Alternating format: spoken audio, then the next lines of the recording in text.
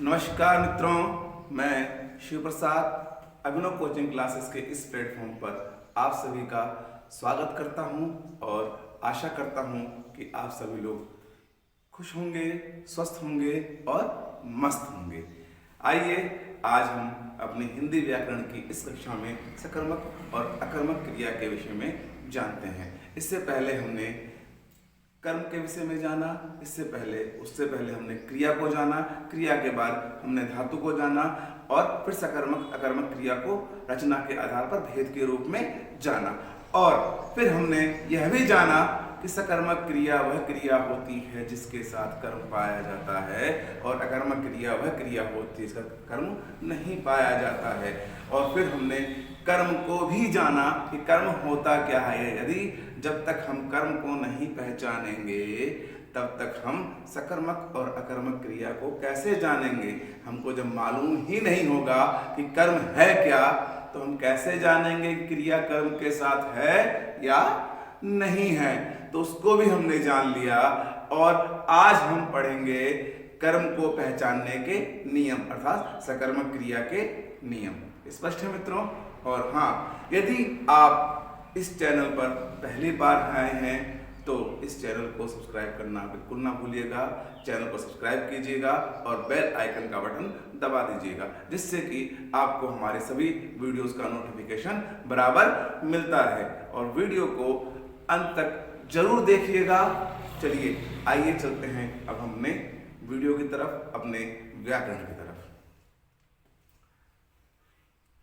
हमने last time पढ़ा था कि कर्म होता क्या है और आज हम सकर्मक क्रिया के अंतर्गत पढ़ेंगे।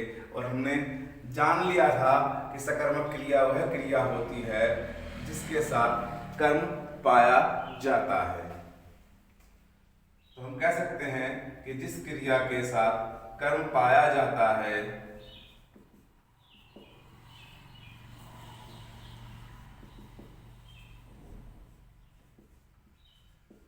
कर्म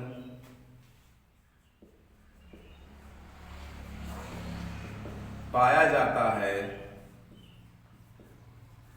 वह क्रिया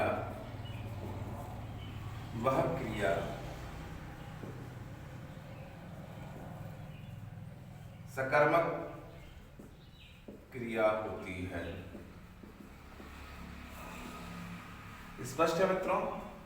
कल हमने यह जान लिया था और आज हम जानेंगे कर्म जानने के नियम। कल हमने कर्म कहते किसे हैं इसको भी हमने जान लिया था लास्ट वीडियो में। चलिए, तो हमारी आज की जो हेडिंग होगी वह हेडिंग होगी कर्म जानने या कर्म पहचानने के नियम।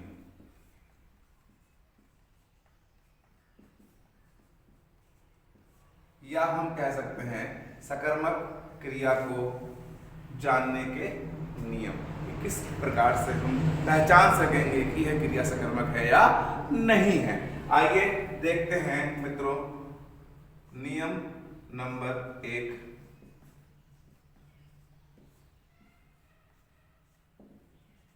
पहला नियम क्या कहता है? पहला नियम यह कहता है कि वाक्य में यदि कोई क्रिया आई है और उस क्रिया से हमको पहचान करनी है कि कर्म है या नहीं है, तो हम उस क्रिया से क्या करेंगे, क्या का प्रश्न करेंगे या किसको का प्रश्न करेंगे। तो आइए देखते हैं। वाक्य में आई हुई क्रिया से दो प्रश्न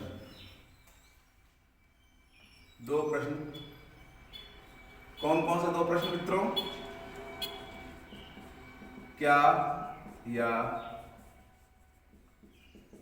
किसको?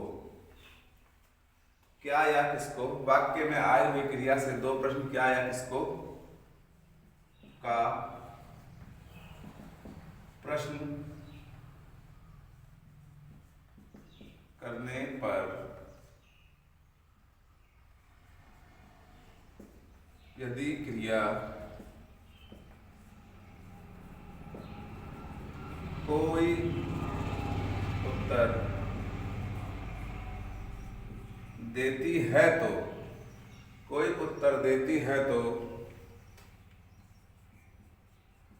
प्राप्त उत्तर कर्म होगा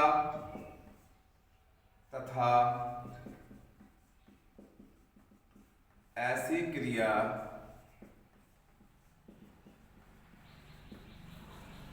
सकर्मक क्रिया होगी। स्पष्ट है मित्रों?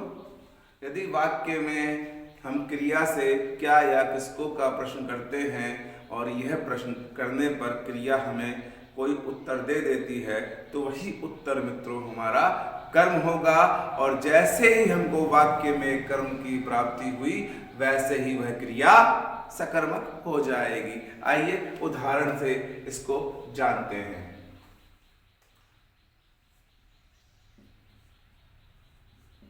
उदाहरण के रूप में मित्रों जैसे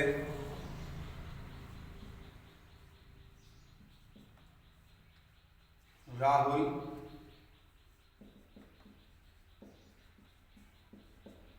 साइकिल चलाता है। राहुल साइकिल चलाता है। अब यहां मित्रों जो चलाना है यह तो मित्रों हमारी क्रिया है और राहुल चलाने वाला करता है। और क्या कहा गया है कि वाक्य में आई हुई क्रिया से हमें दो प्रश्न करना है, क्या या किसको का। तो पहले हम क्या का प्रश्न करते हैं, देखते हैं कोई उत्तर हमें मिलता है कि नहीं। तो प्रश्न किया राहुल क्या चलाता है, तो उत्तर मिला राहुल साइकिल चलाता है। तो उत्तर में हमें क्या मिला, साइकिल। और क्या बताया गया है मित्रों कि जो उत्तर मिलता है वही उत्तर हमारा क्या हो जाता है, वही उत्तर हमारा कर्म हो जाता है। और जैसे ही हमें वाक्य में कर्म की प्राप्ति हुई वैसे ही हमारी यह क्रिया क्या हो जाएगी मित्रों, सकर्मक क्रिया हो जाएगी। स्पष्ट है मित्रों, सकर्मक क्रिया हो जाएगी। तो सकर्मक क्रिया की पहचान के लिए हम क्या या किसको से प्रश्न करते हैं। आइए अन्य उदाहरण देखते हैं। अन्य उदाहरण में जैसे कह दिया जाए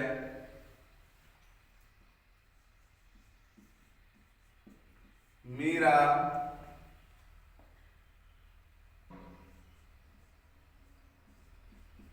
गीत गाती है। मीरा गीत गाती है। तो यहाँ मित्रों ये जो गीत गाना है, ये गाना ये हमारी क्रिया हो जाएगी। और इस क्रिया से हमें क्या करना है, क्या या किसको का प्रश्न करना है। तो हमने क्या का प्रश्न किया और मीरा क्या गाती है, तो उत्तर मिला मित्रों मीरा गीत गाती है। और जो उत्तर हमें प्राप्त हुआ मित्रों वही प्राप्त उत्तर हमारा क्या हो जाएगा मित्रों, वही प्राप्त उत्तर हमारा कर्म हो जाएगा। और ऐसी क्रिया मित्रों हमारी सकर्मक हो जाएगी। स्पष्ट है मित्रों, ऐसी क्रिया हमारी सकर्मक हो जाएगी। आइए अन्य उदाहरण देख लेते हैं इसी के अंतर्गत हम।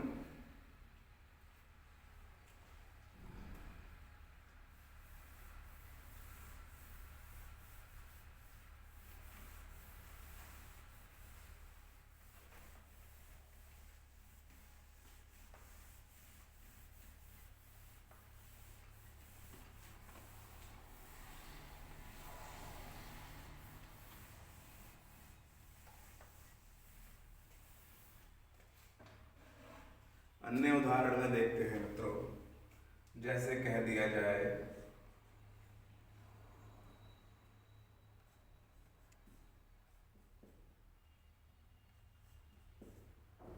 पिताजी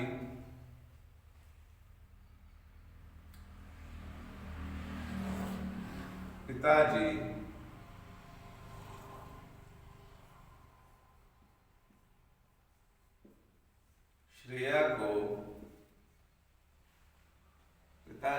श्रेया को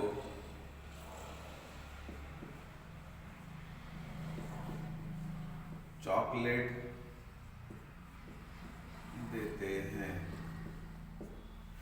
अब देखिए, श्रेया इनकी बच्ची है और पिताजी श्रेया को क्या दे रहे हैं? चॉकलेट देने का कार्य कर रहे हैं। तो यहां पर हमारी क्रिया देना हो गई और इससे हमने प्रश्न किया क्या क्या देते हैं, तो उत्तर हमको मिला मित्रों चॉकलेट। और जैसे हमें चॉकलेट उत्तर मिला, यह उत्तर हमारा क्या हो जाएगा मित्रों? यह उत्तर हमारा कर्म हो जाएगा। और जैसे ही हमें कर्म मिला, वैसे ही क्रिया हमारी सकर्मक हो गई। आइए यहां पर एक प्रश्न और देख लेते हैं क्रिया से। किसको किसको तो पिताजी चॉकलेट किसको देते हैं? तो इसका भी उत्तर हमें मिलेगा मित्रों कि श्रेया को देते हैं। इसका मतलब श्रेया भी यहां पर कर्म हो गया। तो यहां पर इस वाक्य में हमने देखा कि दो कर्म पाया जाता है। तो सकर्मक क्रिया के भी हमारे दो भेद होते हैं, एक कर्मक क्रिया और द्विकर्मक क्रिया। अर्थात जिस सकर्मक क्रिया में दो कर्म पाए जाएं, वह द्विकर्मक क्रिया होती है।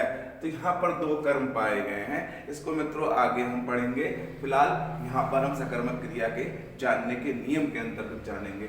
ठीक है मित्रों, तो पहला नियम तो आपको समझ में आ गया होगा अच्छे से कि हमें क्या करना है। पहले नियम के अंतर्गत प्रश्न करना है। किससे? क्रिया से। क्या या किसको का? यदि दोनों में से किसी एक का भी उत्तर हमें मिलता है तो वह प्राप्त उत्तर हमारा कर्म होगा और ऐसी क्रिया हमारी सकर्मक होगी। स्पष्ट है मित्रों? चलिए आइए चलते हैं दूसरे नियम की तरफ।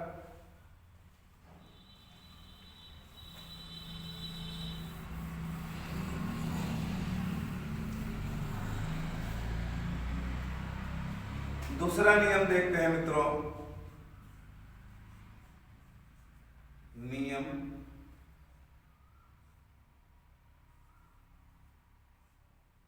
दूसरा, देखिए दूसरा नियम हमारा यह है कि वाक्य में कर्ता के द्वारा जिस स्थान पर जाया जाता है तो वह स्थान ही हमारा कर्म हो जाता है। क्योंकि ऐसी स्थिति में यदि हम क्रिया से जाना क्रिया इसके अंत में प्राय आती है और जाना क्रिया से यदि हम क्या का प्रश्न करते हैं तो जाना क्रिया हमें क्या का उत्तर संभवतः नहीं दे पाती है। इसीलिए हमारा यह नियम कहता है कि कर्ता के द्वारा जिस स्थान पर जाया जाता है वह स्थान ही हमारा कर्म होता है और ऐसी क्रिया जिसमें कर्म पाया जाए वह हमारी सकर्मक होती है। आइए मित्रों दूसरे नियम को देखते हैं। नियम नंबर 2 हमारा कहता है कि वाक्य में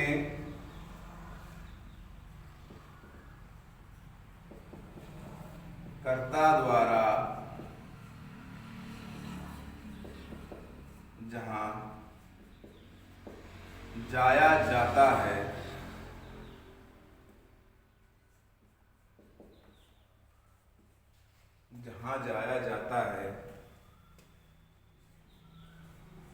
वह स्थान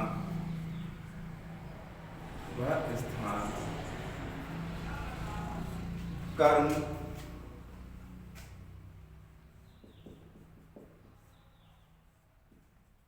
होता है। आइए उदाहरण के रूप में समझते हैं इसको हम। उदाहरण के रूप में जैसे हमने कह दिया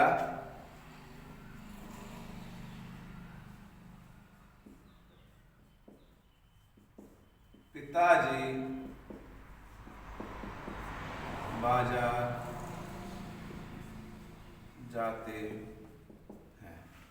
पिताजी बाजार जाते हैं तो ये हमारा जाना क्रिया हो गया।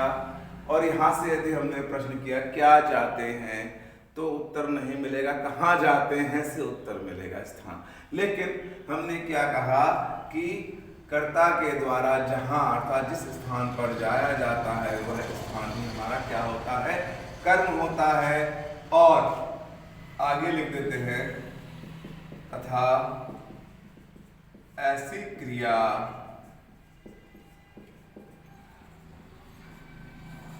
सकर्मक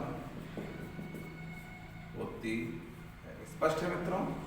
तो जैसे ही हमें वाक्य में कर्म मिला वैसे ही ये क्रिया हमारी मित्रों क्या हो गई, सकर्मक हो गई। आइए अन्य उदाहरण देखते हैं। जैसे कह दिया जाए कि बच्चे स्कूल जाते हैं, फिर वही चीज क्रिया जाना और स्थान हमारा क्या है, स्कूल। और जैसे ही हमको स्थान मिला, स्थान हमारा कर्म हो गया और कर्म के साथ वाली क्रिया हमने पहले ही बताया है कि वह क्या होती है, सकर्मक होती है। तो मित्रों ये था हमारा दूसरा नियम। आइए अब हम तीसरे नियम की तरफ चलते हैं और तीसरा नियम हमारा अत्यंत महत्वपूर्ण नियम है। वहां पर देखते हैं कि क्या होता है। आइए तीसरे नियम को देखते हैं। नियम नंबर 3।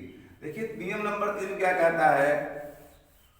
नियम नंबर 3 कहता है कि वाक्य में कभी कभी ऐसा होता है कि हमें वाक्य में कर्ता और क्रिया ही मात्र दिया होता है और ऐसी स्थिति में उसमें कर्म बिल्कुल नहीं दिया होता, फिर भी हमें क्रिया से क्या का प्रश्न कर लेना चाहिए। यदि क्रिया कोई संभावित उत्तर देती है तो वही संभावित उत्तर हमारा मित्रों कर्म होगा और जैसे ही हमें कर्म की प्राप्ति हुई वह क्रिया हमारी सकर्मक क्रिया हो गई। स्पष्ट है मित्रों? तो आइए देखते हैं तीसरा नियम। तीसरा नियम कहता है कि वाक्य में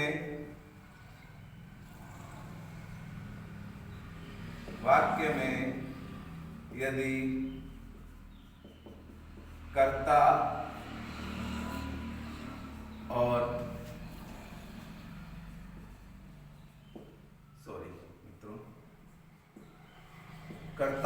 क्रिया ही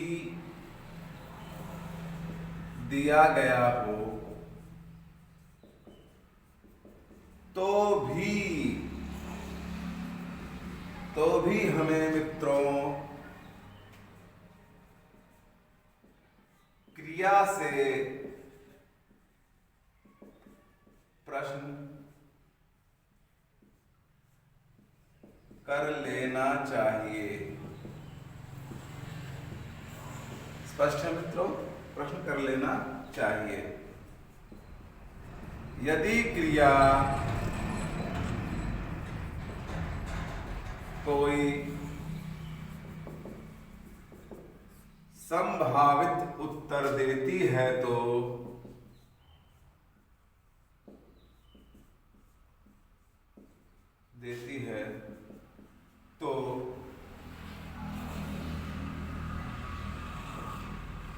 यही संभावित उत्तर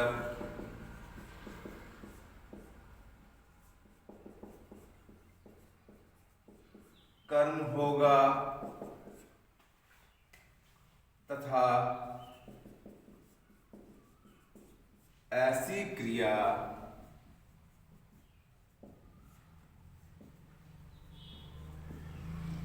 सकर्मक क्रिया होगी। स्पष्ट है मित्रों? ऐसी क्रिया सकर्मक क्रिया होगी। आइए उदाहरण देखते हैं कि जिसके अंतर्गत हमारा क्या हो, कर्ता हो और क्रिया ही हो और कर्म बिल्कुल ना हो। आइए देखते हैं कैसे हम जानेंगे ऐसी स्थिति में भी कि क्रिया सकर्मक है या नहीं है। तो उदाहरण के रूप में देखते हैं। जैसे हमने कह दिया बंदर खाता है। देखिए बंदर तो मित्रों हमारा कर्ता हो गया और खाना हमारी क्रिया हो गई, और वाक्य में केवल एक कर्ता और एक क्रिया ही है और कर्म अनुपस्थित है। तो ऐसी स्थिति में भी बताया गया है कि क्रिया से हमें क्या का प्रश्न कर ही लेना चाहिए। यदि क्रिया कोई संभावित उत्तर दे तो वही संभावित उत्तर हमारा कर्म होगा और क्रिया हमारी सकर्मक होगी। आइए देखते हैं, बंदर क्या खाता है। ये खाता है, क्या खाता है, तो उत्तर में देख लेते हैं। संभावित उत्तर में जैसे कह दिया बंदर केला खाता है, आम खाता है, रोटी खाता है या और भी कुछ खाता है। तो ये सभी क्या है हमारे मित्रों, संभावित है, संभावना है कि वो केला खा रहा है या आम खा रहा है या रोटी खा रहा है, कुछ तो खा रहा है। तो संभावित उत्तर ही हमारा क्या होता है मित्रों, कर्म होता है। और जैसे ही हमें संभावित उत्तर के रूप में कर्म की प्राप्ति हुई तो ऐसी क्रिया हमारी मित्रों क्या हो गई, सकर्मक हो गई। आइए और उदाहरण देखते हैं। जैसे कह दिया जाए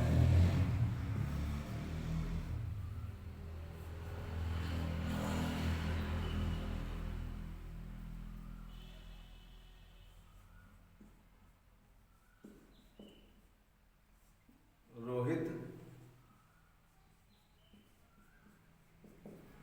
चलाता है। अब रोहित चलाता है, रोहित क्या चलाता है, देख लेते हैं।